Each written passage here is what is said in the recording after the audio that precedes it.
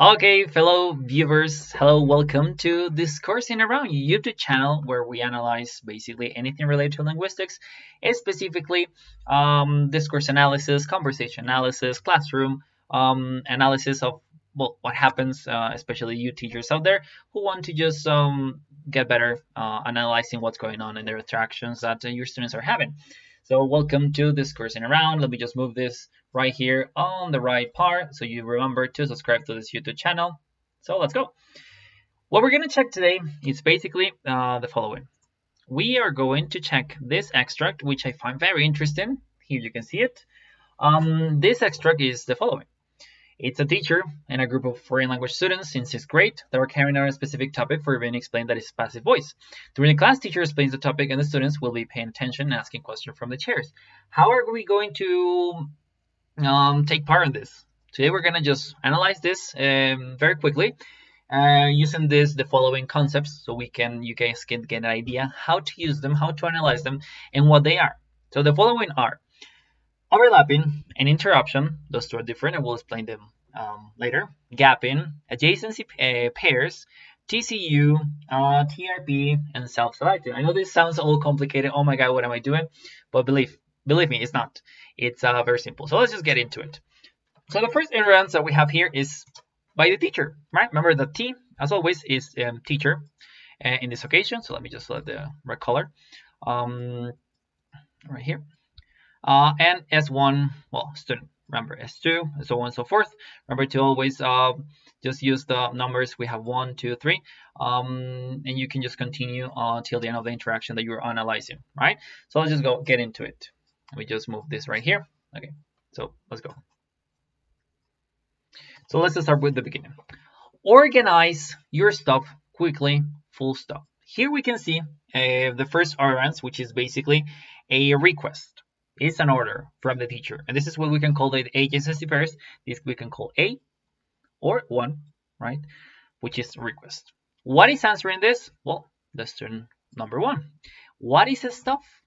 So this could be called B or number 2, which is basically the first adjacency pair. As we can see, pair to question answer. So we can close that there. So this is in terms of adjacency pair. Let's continue. Stuff. Full stop. Quickly. Student 2 now says, today wasn't the quiz. Even though this is not grammatically correct, the objective of someone who is transcribing, right, as a transcriber, we have to do is always just be very loyal to what is being said. So today wasn't the quiz, of course, grammatically incorrect, but the message gets across. You have to write it the way it is, right? So today wasn't the quiz. Remember to put the translation into, as we are seeing here, parentheses. So teacher says, yeah, but, and here's where we start with the overlapping. So let me just explain to you that overlapping, let's just put it an O, and interruption, I. Overlapping is basically something that has a connotation, a positive connotation, right? Something that is positive, I'm going to stop there, and a plus. Why? So let's say that I'm saying, hey, I like your I haven't finished, and the other person knows what I'm about to say, and they say thanks. So let's just practice that. Of course, I'm only one person, and overlapping is difficult if you're only one person because you need two voices. But let me just show it to you.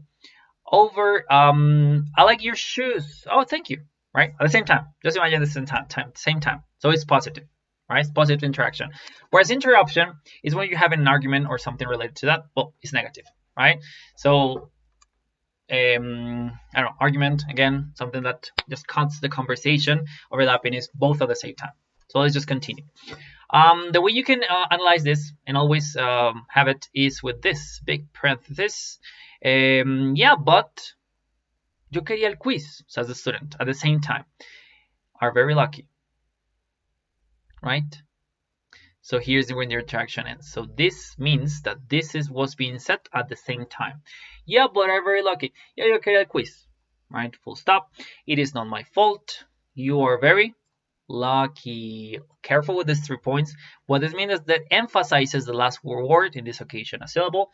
Lucky, right? Quickly, okay. I need your. We generally don't use. This is surprising for me. Punctuation marks. Remember, No capital letters, no punctuation marks when you are transcribing. Attention, please. We'll stop. Okay. This number right here is what you see as a fragment of a second. So it's just like, okay, teacher, right? Fragment of a second, 0.1. Teacher, Rana, unintelligible. When you have encountered this type of thing, what you have to do is basically like, I don't understand what's going on. So, unintelligible. Good job by the transcriber. By the way, I was not the one transcribing this, so I'm just analyzing this. Rana, Rana, in terms of the, well, the atmosphere of the classroom, they find this interesting. Might be an internal joke.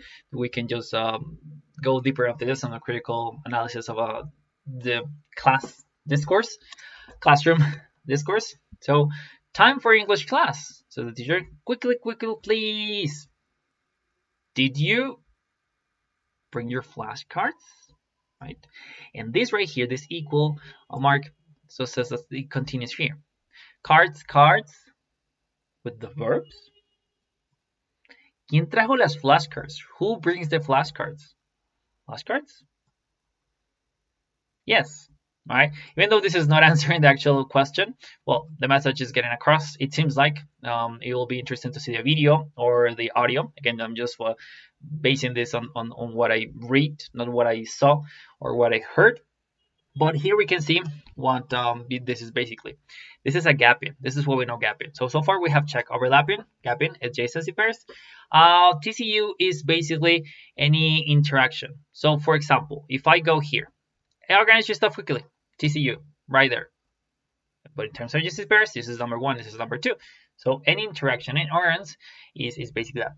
Where TRP is the end, the goal of it. And the final thing that I would just like to talk about is self-selecting. When in classroom, you're asking a question and you're putting all the pressure into the students, like who did that?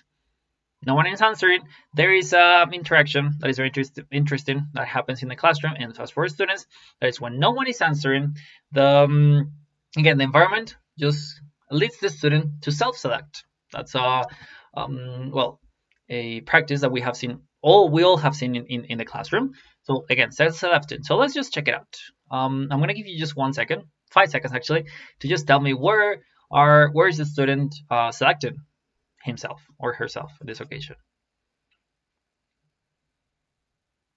to answer. 5, 4, 3, 2, 1. In the beginning, the very beginning. If you got it, nice. You didn't, well, it's very simple. Organize yourself quickly. More like, wait, what? This was not that I wanted to do. Here, this one. Did you bring your flashcards? A question. When you want to put, well, not pressure, positive pressure and getting an answer as a teacher, you give a name. Like, let's say, hey, Alejandra, did you bring your flashcards? You are putting all the pressure on the student to answer to you because you gave a name. Is her duty, her task to answer to you. So in this occasion is cards. Cards with the verbs. This student right here was not asked to answer, so this is just self-selecting. Sorry. So far we have just check everything. So I hope you now have clear what is overlapping and interruption, what is the difference between those two. Gapping, adjacency pairs, which is creating questions, invitation, offer, request, verbal, and remember that this you can decline or you can be positive about it.